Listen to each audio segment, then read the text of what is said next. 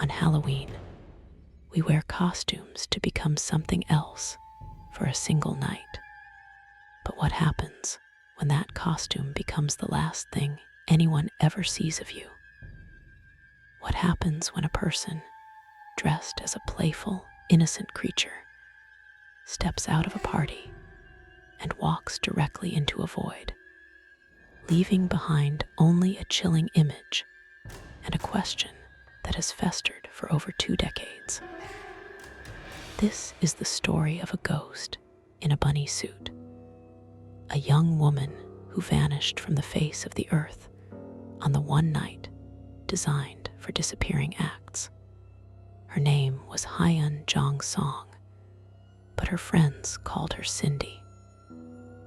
She was 21 years old, a bright and vibrant international student from South Korea, studying at Penn State University. The night was October 31, 2001.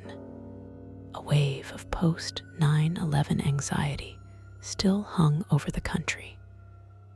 But on the streets of State College, Pennsylvania, the youthful energy of a massive Halloween celebration was a defiant roar of normalcy. Cindy, embracing the spirit of the night, had crafted a simple, memorable costume. A pair of fluffy bunny ears, a cotton ball tail, and creative makeup. The evening was a blur of music, laughter, and costumes.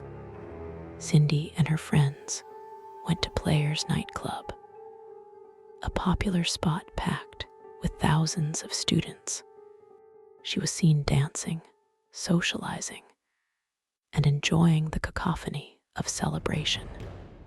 At approximately 4:00 a.m., as the party finally wound down, a friend gave her a ride back to her apartment at the State College Park Apartments. It was a short, routine drive. Her friends watched as she got out of the car and began the short walk towards her building. A small figure in a bunny costume against the pre-dawn gloom. She was never seen again. The first sign that something was terribly wrong came when Cindy failed to show up for work and classes. Her friends, growing increasingly worried, contacted the police. When officers entered her apartment, they were met with a scene that was both ordinary and deeply unsettling. It was the tableau of a life interrupted mid-motion. Her backpack lay where it had been dropped. Her cell phone and wallet were there. On a counter, they found her false eyelashes, carefully removed. The bunny ears and tail from her costume were also inside. Everything suggested she had made it home. This single, chilling detail transformed the case from a possible street abduction into a far more perplexing mystery. The distance from the parking lot where her friends dropped her off to the door of her apartment was a matter of mere yards. How could a person vanish in that tiny, final stretch of their journey? Or, even more disturbingly, if the evidence in her apartment meant she made it inside, what happened next? Did she open her door to someone she knew? The sanctuary of her home had somehow become the epicenter of her disappearance. The initial investigation was a frantic race against a clock that was already ticking too fast. Detectives scoured the apartment complex and the surrounding wooded areas, but found nothing. They were faced with a critical lack of a crime scene. There was no sign of a struggle, no broken windows, no blood. It was as if Cindy Song had simply been erased from existence. The police had a missing person, the eerie remnants of her final moments, and a complete and terrifying void where the evidence should have been. The nature of the night itself proved to be a near insurmountable obstacle. Investigators tried to find witnesses, but the entire town had been a chaotic sea of masked individuals. Memories were blurred by alcohol and the general confusion of a massive party. People recalled seeing a girl in a bunny suit, but on that night, there could have been dozens.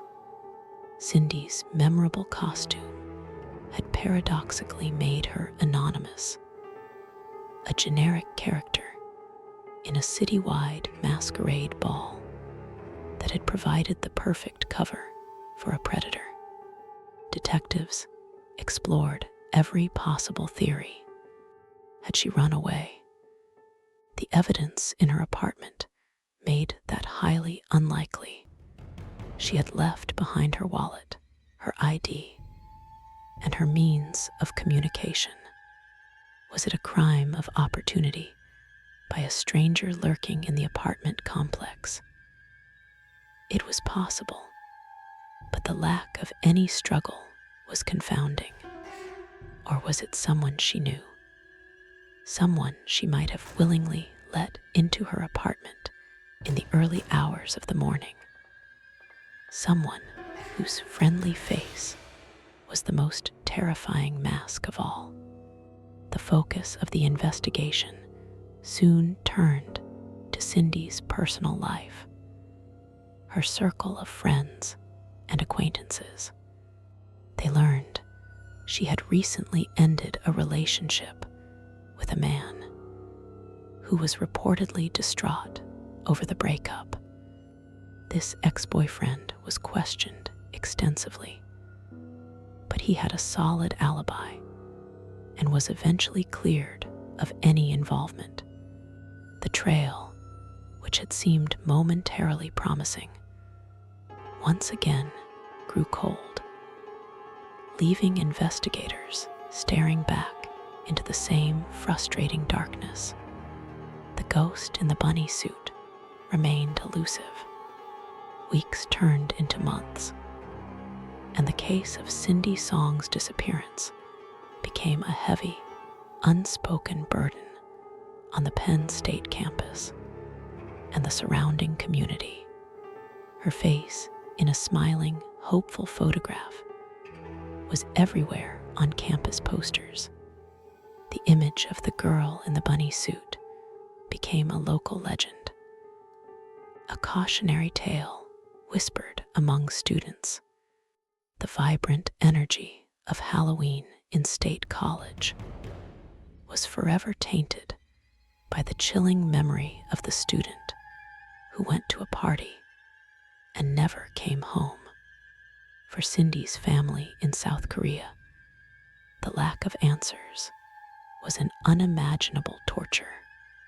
They were thousands of miles away, separated by an ocean and a language barrier, clinging to every sliver of news, every faint glimmer of hope. They hired private investigators and offered a reward, but their desperate efforts yielded nothing. Their daughter had vanished into a country she had come to for an education, swallowed by the darkness of a single, festive American night. Their grief was a wound that could not begin to heal. The case file grew thicker with dead-end leads and unsubstantiated tips, but no closer to a resolution.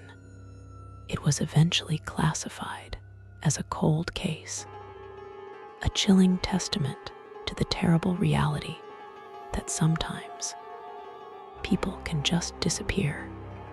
The image of the bunny costume, once a symbol of youthful fun, had transformed into a haunting shroud. It represented the final, playful act of a young woman's life before she was violently and permanently ripped from the world.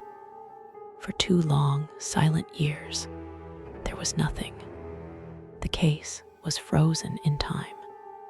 Then, in 2003, a voice emerged from the darkest of places, offering a potential key to the entire mystery. The voice belonged to Paul M. Weakley, a man already imprisoned for another murder. Seeking a deal with prosecutors, he began to talk, and the story he told was a descent into a nightmare of pure, unadulterated evil. A story that implicated himself and another, even more notorious, local killer. Weakley's confession was a ghastly theater of horror. He claimed that he and another man, Hugo Selenski, had seen Cindy's song at the club on Halloween night. He alleged that they had followed her, posing as police officers to trick her into their car. He then described in chilling, graphic detail how they had abducted her, taken her to Selenski's house, and subjected her to unspeakable horrors before ultimately ending her life. It was a story so monstrous, it was almost impossible to believe. The name Hugo Selenski sent a jolt through law enforcement. Selenski was already a well-known figure, a man suspected in multiple disappearances and murders. His property was a place of local legend, a house of horrors from which many were rumored to have never returned.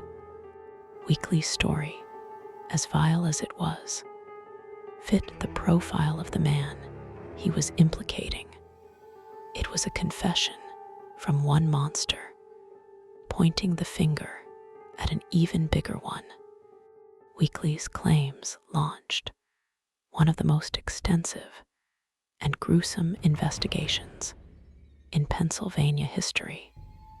Armed with a search warrant, authorities descended upon Hugo Selenski's property in Kingston Township. What they found there was a backyard graveyard. They unearthed the remains of at least 5 different bodies, confirming that Selenski's home was indeed a place of death and dark secrets.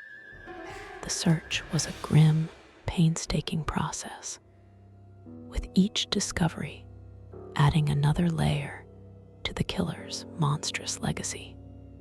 The entire region held its breath, waiting for the one piece of news that mattered in this context: the discovery of Cindy's song. Weakley, as part of his supposed cooperation, even led investigators to a specific location on the property where he claimed he and Selenski had buried Cindy's body after murdering her. Hope, for the first time in years, surged. It was a grim hope, the hope for a body, for a final, terrible answer. But it was hope nonetheless. The ghost in the bunny suit was about to be laid to rest. But it was a false dawn. Investigators dug. They excavated the entire area, pinpointed by Weakley. They sifted through every inch of earth, and they found nothing. No remains, no clothing, no trace of Cindy's song. The breakthrough that had seemed so certain dissolved into thin air. Weakley's credibility was shattered. Was he lying about the entire thing to manipulate the justice system? Or was he telling a version of the truth, but was mistaken about the location? The hope for answers was cruelly snatched away. The investigation into Selenski's property did yield one small, tantalizing, but ultimately inconclusive clue. A single fiber consistent with a wig was found. It was noted that Cindy Song was believed to have been wearing a wig as part of her costume. However, it was a common type of fiber, and without any other corroborating evidence, it was a forensic dead end. It was a whisper of a connection in a case that was screaming for a clear voice. Hugo Selenski went to trial and was convicted for the murders of the other victims found on his property. He was sentenced to life in prison, ensuring that one of the monsters from this story would never walk free again. However, due to the lack of a body and the unreliability of their star witness, prosecutors were never able to charge him with the murder of Cindy Song. He would take any secrets he had about that night to his grave. Paul Weakley, the man who had ignited the firestorm of hope, also faced justice. He had pleaded guilty to his role in another federal murder case, and his cooperation in the Selenski investigation, however flawed, was taken into account during his sentencing. Like Selenski, he was imprisoned for his other crimes, but the case of Cindy Song remained a ghost that neither the law nor the confession could fully exorcise. And so, the aftermath of the breakthrough was a return to the same agonizing limbo. The two men who were the most likely suspects in Cindy Song's disappearance were behind bars, but not for her. There was no trial for Cindy. There was no verdict. There was no justice.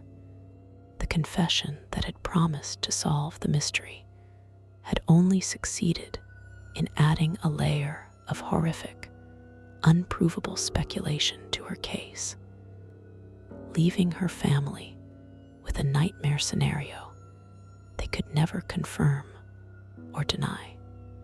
The official status of the case is now a permanent, chilling echo, inactive but not closed. It exists in a perpetual state of uncertainty, a cold case that is unlikely to ever be solved unless a new witness comes forward or Cindy's remains are one day discovered by chance. She is a statistic, one of the countless missing persons whose faces fade from the news, but whose stories leave a permanent scar on the communities they left behind.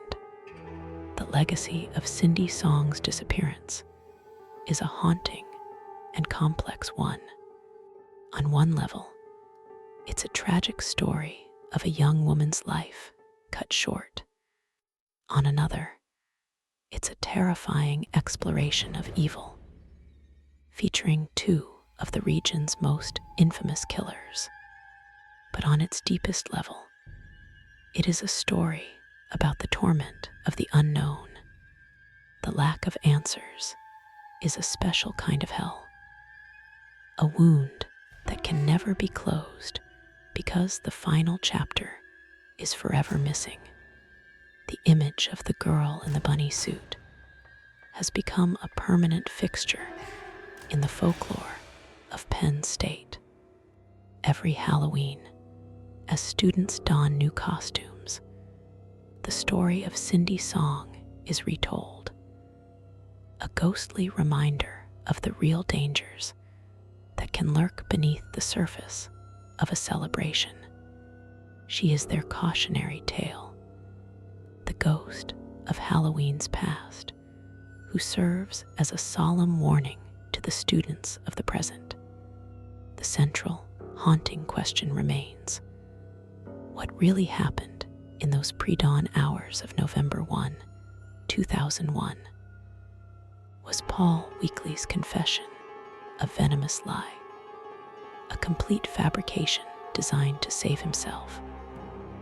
Or was it a twisted version of the truth, the real story of Cindy's final, terrifying hours? A story that remains unproven only because the killers were clever or lucky enough to hide her body so well that it may never be found.